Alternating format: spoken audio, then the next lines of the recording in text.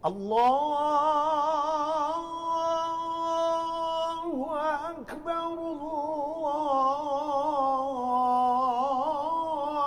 الله أكبر. بسم الله الرحمن الرحيم. السلام عليكم ورحمة الله وبركاته. الحمد لله الذي أمرنا بالصدق ونهانا عن الكذب. اللهم صل وسلم وبارك على عبدك ورسولك محمد وعلى آله وأصحابه أجمعين. أما بعد، أوصيكم وإياي نفسي بتقوى الله. اتقوا الله سرا وعلانية، اتقوا الله فيما أمر وانتهوا عما نهى عنه وزجر. Hadirin hadirat sidang jamaah salat maghrib yang dimuliakan Allah Subhanahu wa taala, para pendengar radio Baitur Rahman, RRI dan juga radio-radio lainnya yang menyiarkan secara langsung halaqah maghrib dari Masjid Raya rahimani wa rahimakumullahu jami'an. Alhamdulillah wa syukurulillah, kita kembali dipertemukan Allah malam ini, baik secara langsung di masjid maupun melalui media radio. Mudah-mudahan apa yang kita dengar daripada nasihat Allah dan Rasulnya dapat kita amalkan dalam kehidupan kita sehari-hari. Allahumma ja'alna mimman yastami'una al-qawla fayattabi'una ahsanah. Para jamaah yang mulia, kembali kita ke kajian akhlak dengan rujukan kitab Akhlaqul Muslim, Alaqatuhu bil Mujtama', akhlak seorang muslim, hubungannya dengan masyarakat, yang ditulis oleh Al-Mukarram Profesor Dr. Syekh Wahbah Az-Zuhaili, salah seorang ulama besar Suriah dan juga ulama besar dalam dunia Islam, sudah almarhum beberapa tahun yang lalu. Dan kita sudah sampai sekarang kepada paragraf yatabayyanu min khilalil muwazanati bainal ayatil qur'aniyati wal ahaditsin nabawiyyati al-waridati fis sidqi ma ya'ti.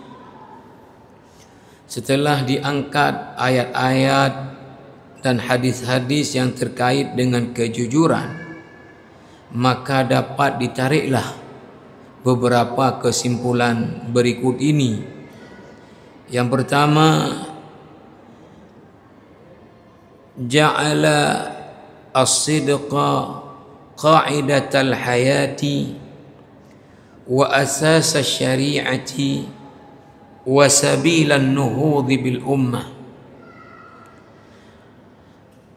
Allah Subhanahu wa taala menjadikan kejujuran qa'idatal hayati,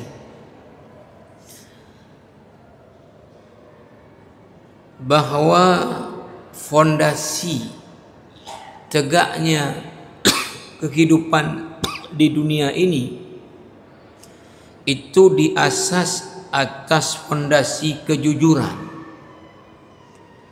Wa asasus syari'ati, dan juga syariat diasas atas kejujuran.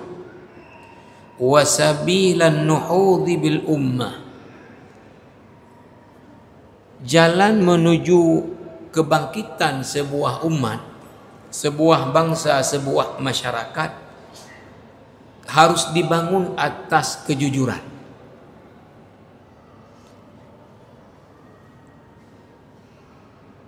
Kalau siapapun yang menghendaki kehidupan ini berjalan dengan baik,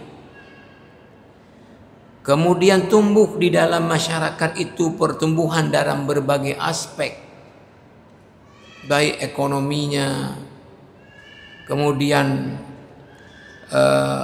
ilmu pengetahuannya, kemudian sosial kemasyarakatannya, maka dalam masyarakat itu mesti terbangun kejujuran.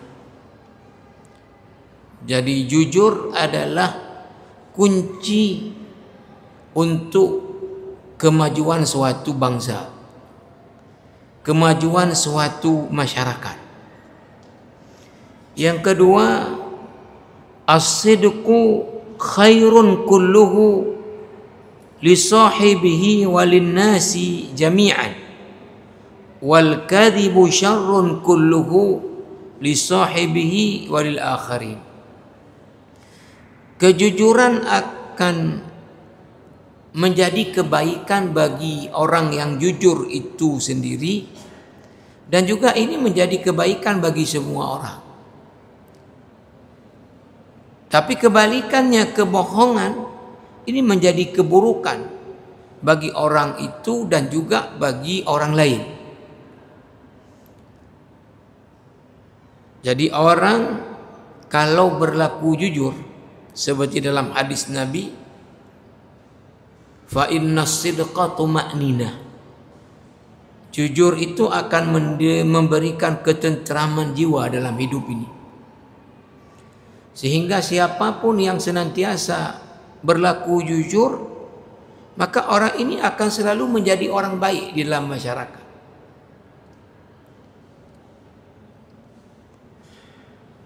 Tentu ketika dia menjadi orang baik dalam masyarakat, maka kemudian juga dari dia hanya keluar kebaikan. Maka kalau semua masyarakat berlaku jujur, maka apa yang didapatkan oleh komunitas masyarakat itu adalah kebaikan. Nah, begitu sebaliknya, bahwa kalau orang berlaku bohong, maka keburukan akan menimpa orang itu. Begitu juga orang-orang lain akan kecepretan keburukan, kejahatan, karena kebohongan tadi yang dipraktekkan dalam kehidupan bermasyarakat.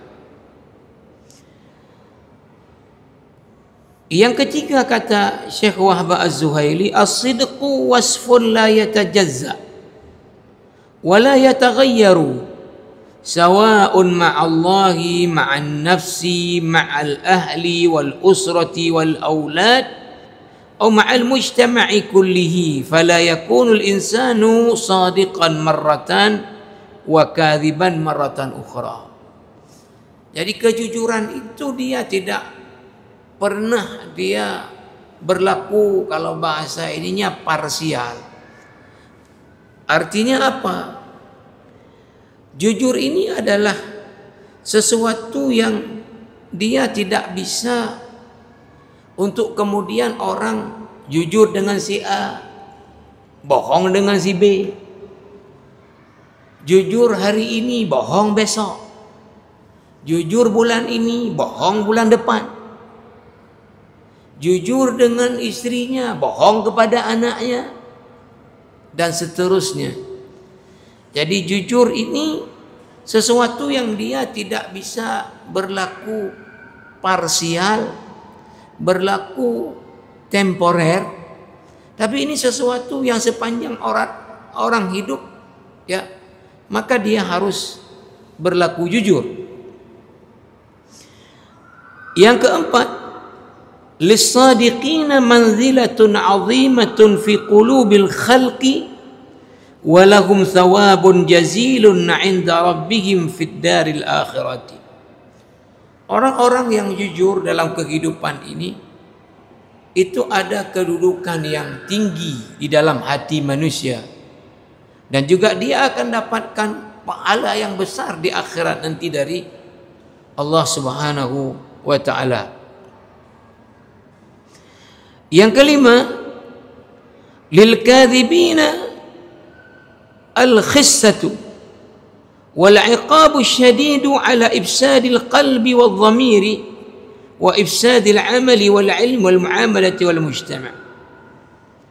Orang-orang yang bohong itu akan hina dia, dan tentu di akhirat akan mendapatkan hukuman yang berat, karena dia apa? Menghadirkan kerusakan. Baik kerusakan itu terhadap hati dia sendiri, kerusakan terhadap amal perbuatan dia, kerusakan juga dalam muamalah interaksi dia dengan masyarakat.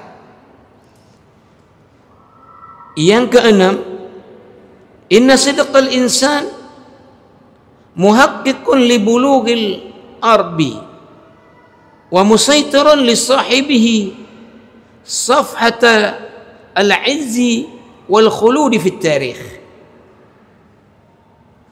Kemuliaan, keagungan itu akan bisa untuk kemudian sepanjang masa dia akan kekal kalau orang itu adalah orang yang jujur.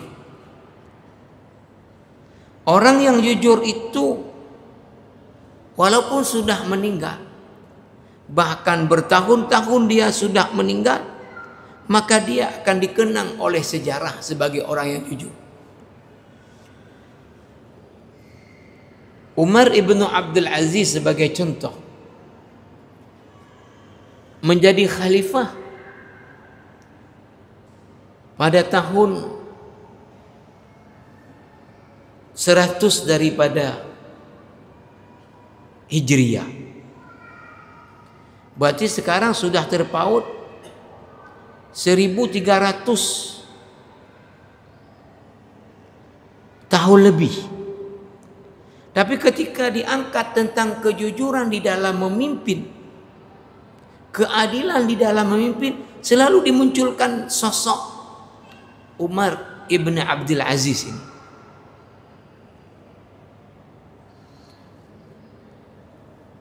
Jadi orang yang jujur akan dikenang dan diabadikan kejujurannya nanti oleh sejarah.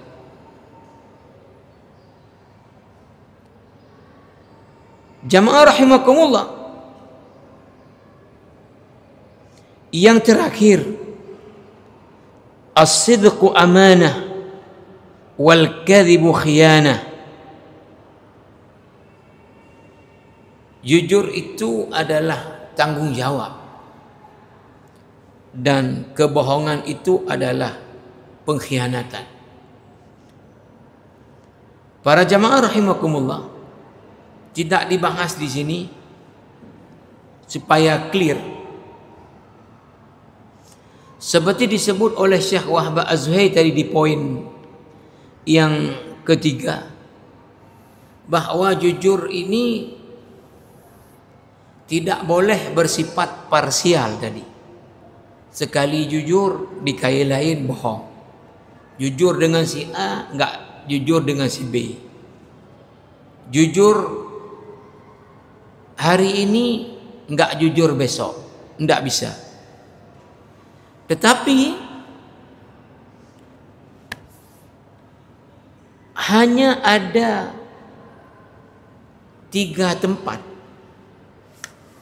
yang seseorang dibenarkan secara syariat berbohong. Di luar dari 3 ini tidak dibenarkan. Sampai dalam hal bercanda pun tidak boleh bohong. Kan orang kadang untuk menertawakan orang, kadang untuk bercanda kepada orang biar fresh situasinya, lalu dia datanglah dengan kebohongan. Tidak dibenarkan. Tidak dibenarkan. Nabi SAW dalam hidupnya ada bercanda untuk membuat suasana itu menjadi fresh, ya, suasana untuk menjadi fresh. Tapi Nabi tidak bercanda, melainkan apa yang beliau katakan itu adalah kebenaran.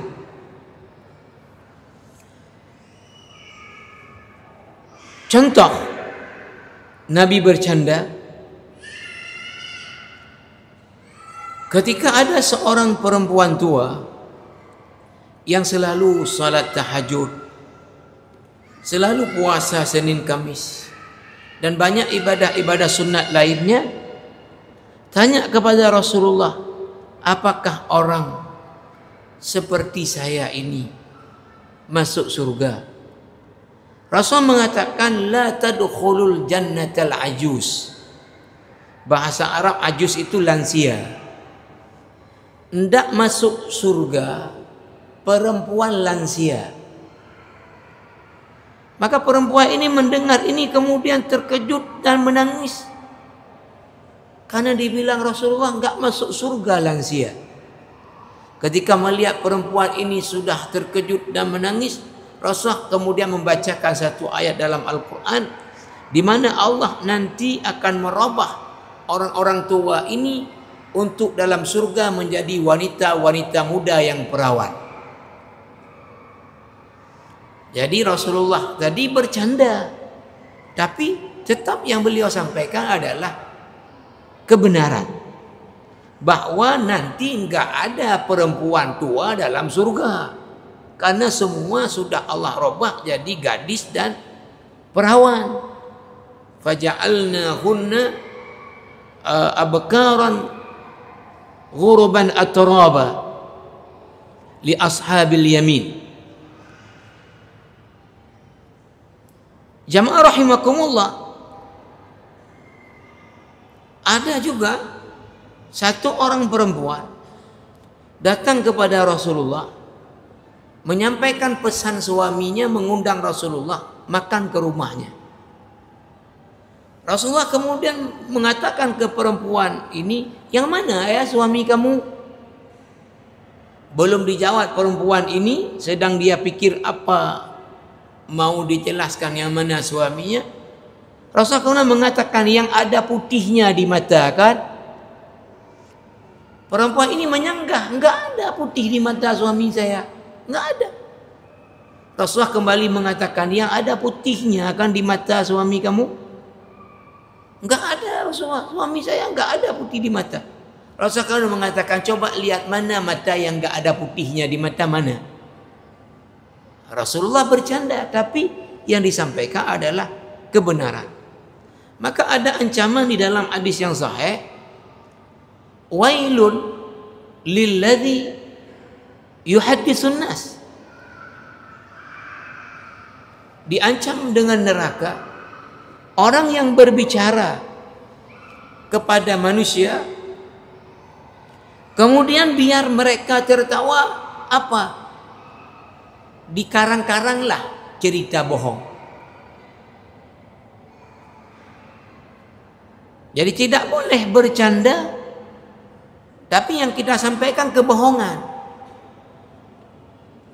Tapi ada cuman di 3 tempat boleh seseorang berbohong. Di mana 3 tempat itu? Di luar 3 ini tidak dibenarkan. Yang pertama adalah ketika seorang muslim ditawan oleh musuh. Lalu kemudian ketika dalam posisi dia tertawan, ditanya oleh musuh, siapa komandan kalian? Maka dia boleh membohongi, menunjuk orang lain yang bukan sesungguhnya. Berapa kekuatan pasukan kalian? Padahal mungkin cuman 1000, dia bisa bilang 10.000. Kekuatan senjata kalian sehebat apa? Dia boleh menceritakan yang sehebat mungkin walaupun enggak punya.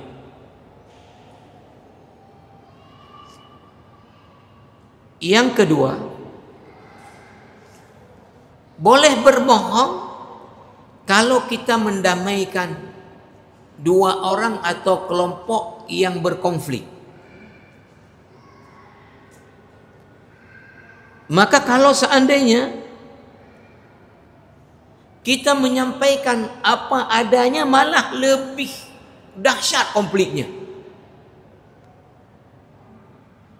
Ini pengalaman dulu saya diminta memediasi konflik dua kelompok.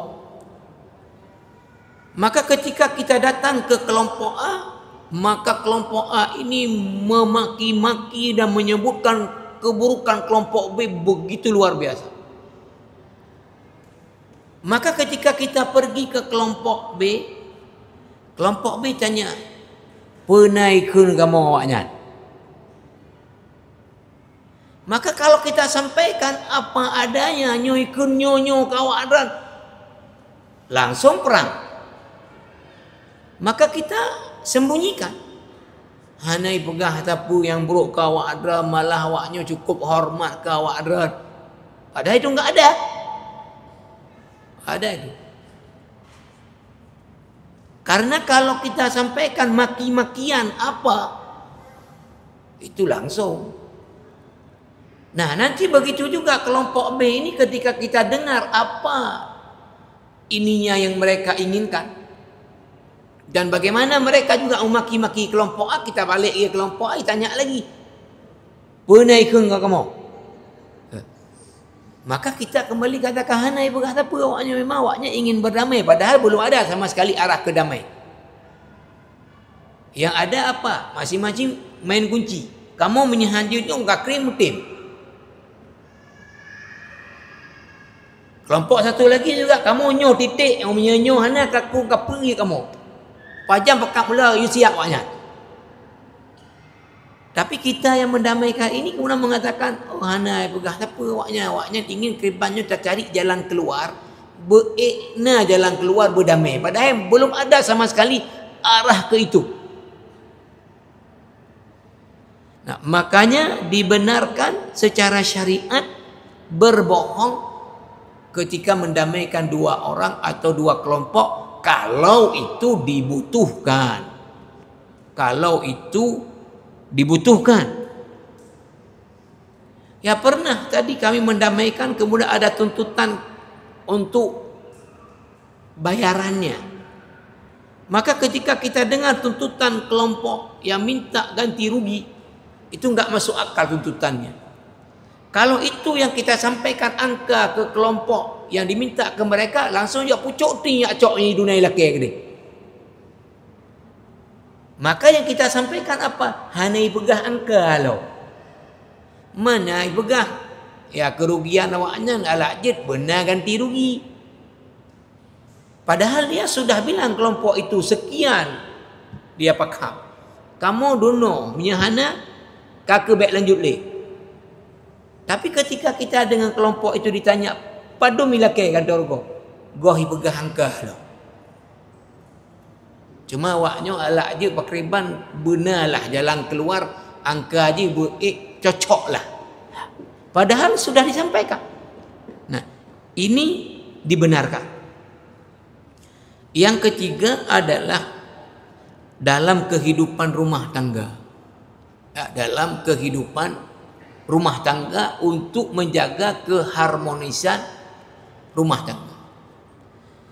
Misalnya istri kita udah capek-capek, dia masak, katakanlah ikan ditumis, ya, waktu kita rasa hanahi lepul, ya, maten han keenggan, ya. Tapi ketika istri tanya kita ke marah ke abang napah, oh mangat dah memang mubak kedai yang paling top mangat doda gula. Padahal kuah kedro, rata kedro. Ya. Tapi kita dibenarkan untuk menyenangkan hati istri kita. Nah, ini cuma 3 tempat dibenarkan berbohong. Di luar dari ini tidak dibenarkan. Seseorang itu walau bercanda dia berbohong. Jamaah rahimakumullah, di dalam kitab Syekh Wahbah Az-Zuhaili ini, susunan pembahasan selanjutnya adalah turukul khair, jalan kepada kebaikan. Setelah saya baca semua isinya, itu mungkin baiknya kita tempatkan nanti di akhir. Langsung kita masuk ke pembahasan yang kedua. Biasanya disusun juga di berbagai kitab kajian tentang akhlak lainnya. Di antara akhlak yang paling penting, ya, selain tadi yang pertama adalah kejujuran, yang berikutnya adalah adaul amanati, menunaikan amanah. Menunaikan amanah.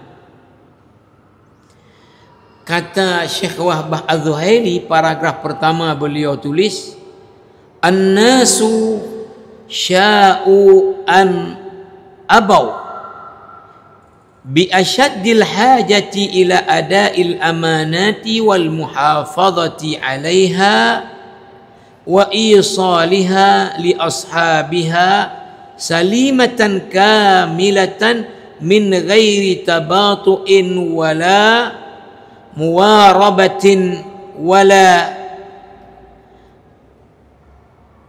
talakku.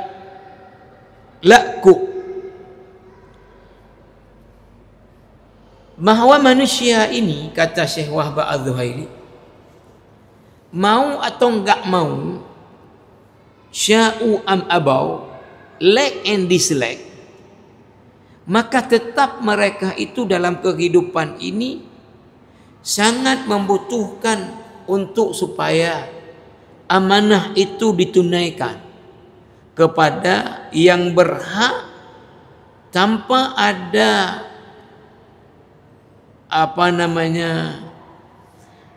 pengurangan, keterlambatan. Pokoknya pasti dalam kehidupan ini persoalan menunaikan amanah, menjalankan amanah kepada yang memberi amanah, ini sesuatu yang pasti dibutuhkan dalam kehidupan ini. Kenapa? Li'annaha haqqul akharin wa ada'ul huquqi wajibun diniyun wa ijtima'iyyun wa insaniyun. Karena amanah yang ada pada kita itu adalah milik orang lain, hak orang lain. Maka menunaikan hak orang lain, baik secara agama, secara sosial, secara kemanusiaan, adalah perkara yang mesti.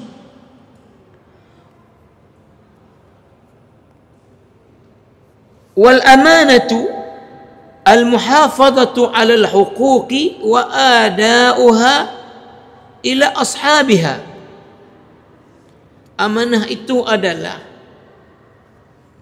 menjaga dan menunaikan hak-hak yang dititipkan oleh orang kepada kita, yang diamanahkan kepada kita.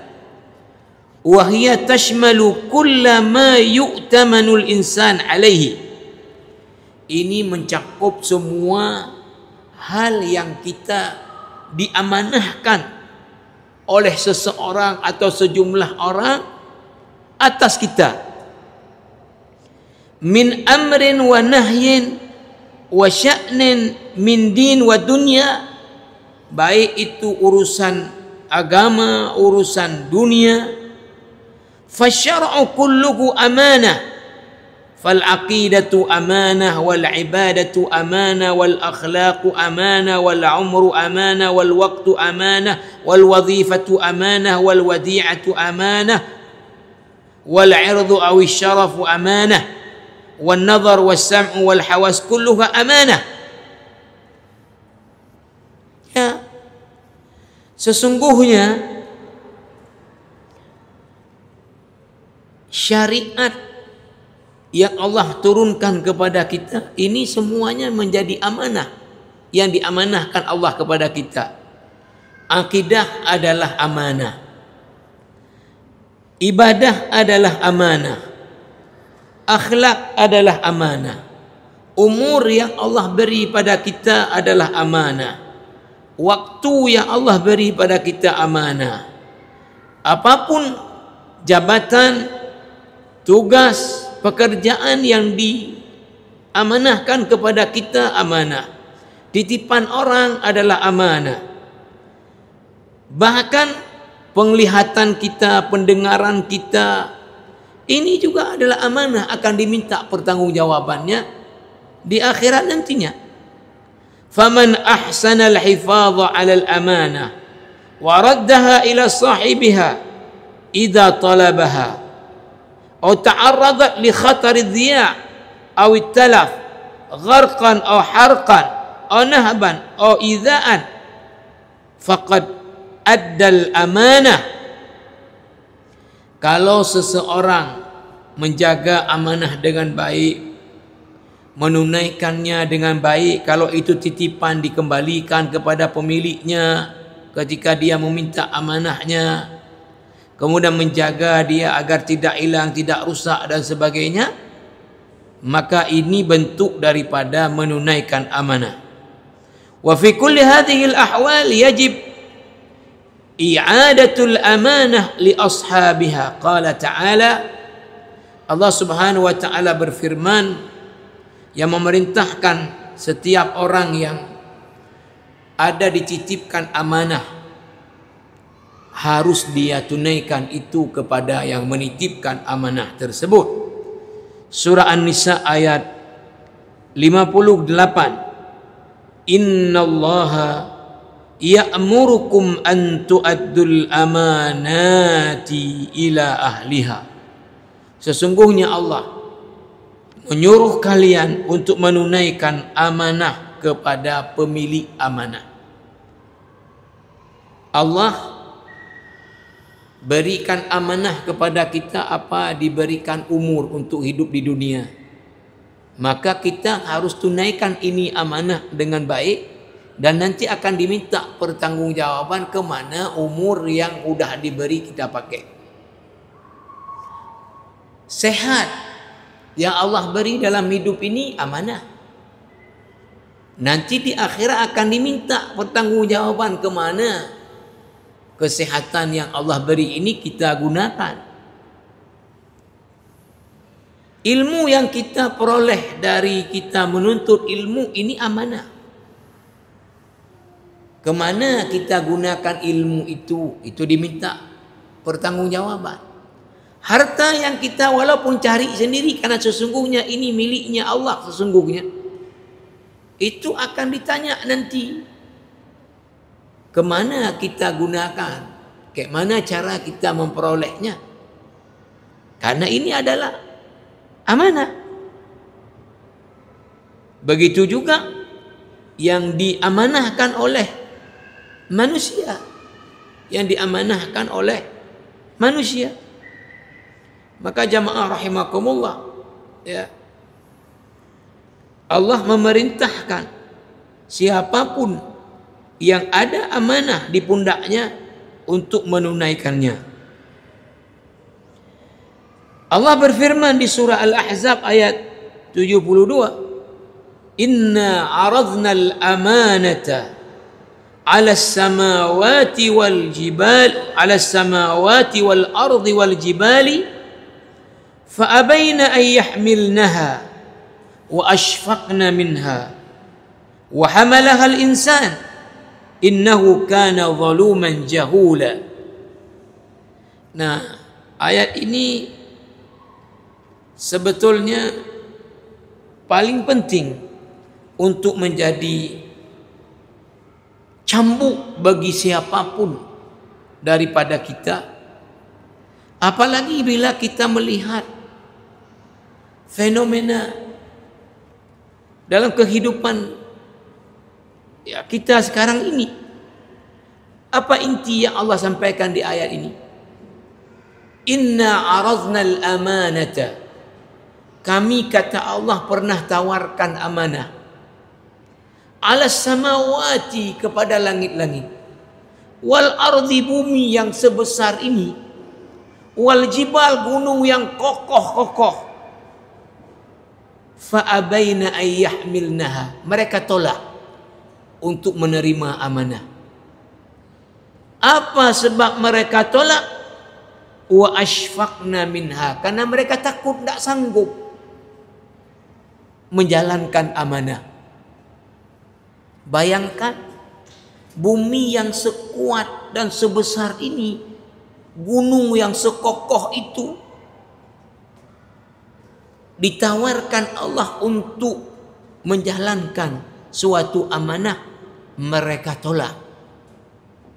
Alasannya apa? Wa ashfaqna minha, takut enggak sanggup. Wa hamalahal insan, tapi manusia justru mau memikul amanah. Innahu kana zaluman jahula, memang manusia ini betul-betul zalim dan bodoh.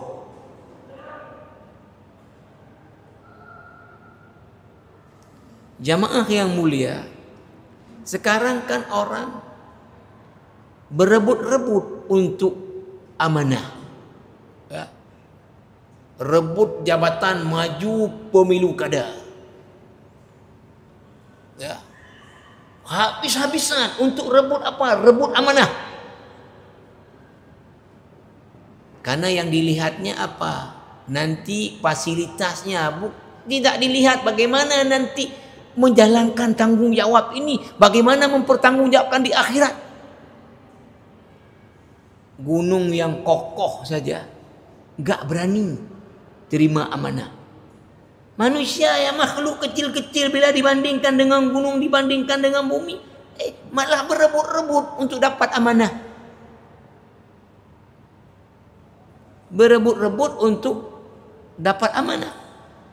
Makanya Allah katakan apa? Jahula, bodoh betul manusia ini, ya. Maka kan kadang-kadang mohon maaf, orang kita kalau tadi di pemilu kada atau di satu suksesi, ketika orang berhasil kan selamat, hebat strategi dan memang selamat, luar biasa memang, ya. Padahal di mata Allah itu bodoh betul. Kok amanah seberat itu direbutkan? Kok amanah seberat itu mau-maunya direbut? Gunung dan bumi saja yang sebesar dan sekuat ini gak berani karena beratnya tanggung jawab amanah. InsyaAllah karena waktu kita, nanti kita sambung. Subhanakallah bihamdika asyhadu an la ilaha illa anta astaghfiruka wa atubu ilaik. Wassalamualaikum warahmatullahi wabarakatuh. Allahumma salli ala sayyidina Muhammad wa ala alihi wa sahbihi ajma'in. Allahumma terima kasih Gibraltar. wa syukrika wa husni ibadatik. ربنا اغفر لنا ذنوبنا ولوالدينا وارحمهم كما ربونا